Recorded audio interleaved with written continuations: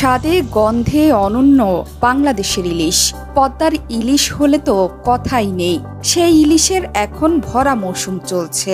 দেশে মাছের রাজার উৎপাদনও বেশ ভালো। তবুও পূজার সময়ে উপহারের নামে হাজার হাজার টন ইলিশ চলে যেত প্রতিবেশী দেশ ভারতে। পশ্চিমবঙ্গের বাজারে পদ্মার ইলিশের চাহিদা উঠে যেত তুঙ্গে। ইলিশ নিয়ে সেখানে শুরু হয়ে যেত মাতামাতি। আর বাংলাদেশের অধিকাংশ মধ্যবিত্ত বা নিম্নবিত্ত শ্রেণীর মানুষের কপালে জুটত না ইলিশের কাঁটাও। তবে এবার নতুন এক বাংলাদেশের দেখা পেয়েছে সাধারণ মানুষ। বিগত বছরগুলোর মতো এই মৌসুমে বাংলাদেশ থেকে ভারতে ইলিশ উপহার যাওয়াটা অনিশ্চিত। সেই ইঙ্গিতও মিলেছে মৎস্য ও প্রাণী সম্পদ উপদেষ্টা ফরিদা আখতারের কণ্ঠে। গেল রোববার সচিবালয়ে তিনি বলেছেন, দেশের মানুষ যাতে ইলিশ মাছ পায় এবং দাম কমে সেই উদ্যোগ নেওয়া হবে। পাশাপাশি সিন্ডিকেট ভাঙার ব্যাপারেও গুরুত্ব দেন মৎস্য ও প্রাণী সম্পদ উপদেষ্টা। এমন পরিস্থিতিতে ভারতের বাজারে তুমুল চাহিদা সম্পন্ন বাংলাদেশের ইলিশের দাম বাড়ছে লাফিয়ে লাফিয়ে। শুধু ইলিশ নয়, বাংলাদেশ থেকে যাওয়া অন্যান্য মাছের দরও বেড়েছে ভারতের বাজারে।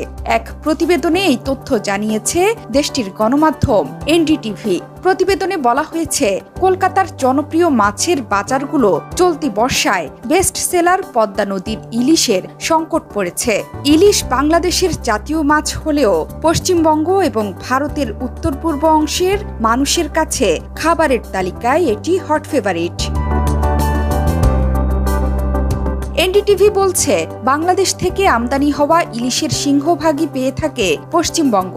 এছাড়া দুর্গাপূজাকে ঘিরে সুস্বাদু এই মাছের চাহিদা আরও বেড়ে যায়। যদিও ইলিশ মাছটি দক্ষিণ পূর্ব এশিয়ার বেশ কয়েকটি দেশে পাওয়া যায়, তবে বাংলাদেশের ইলিশের স্বাদ অতুলনীয়। সেখানকার ব্যবসায়ীরা বলছেন, বাংলাদেশি ইলিশের সরবরাহে আকস্মিক পতন ঘটেছে, তাই দামও বাড়বে। আমরা এরই মধ্যে অবৈধভাবে আসা ইলিশের 1 কেজি বিক্রি করছি 1800 রুপিতে। পশ্চিমবঙ্গের পরে ইলিশ সরবরাহের এই সংকটে সবচেয়ে বেশি সমস্যার মুখে পড়েছে ত্রিপুরা। ভারতের উত্তর পূর্বাঞ্চলীয় এই রাজ্যটি পদ্মার ইলিশের অন্যতম প্রধান ক্রেতা। সেখানেও বন্ধ হয়ে গেছে জনপ্রিয় মাছের সরবরাহ। একই চিত্র ভারতের অন্যান্য রাজ্যেও। ইলিশের পাশাপাশি অন্যান্য বাংলাদেশি মাছের দরও তরতরিয়ে বাড়ছে ভারতের বাজারে।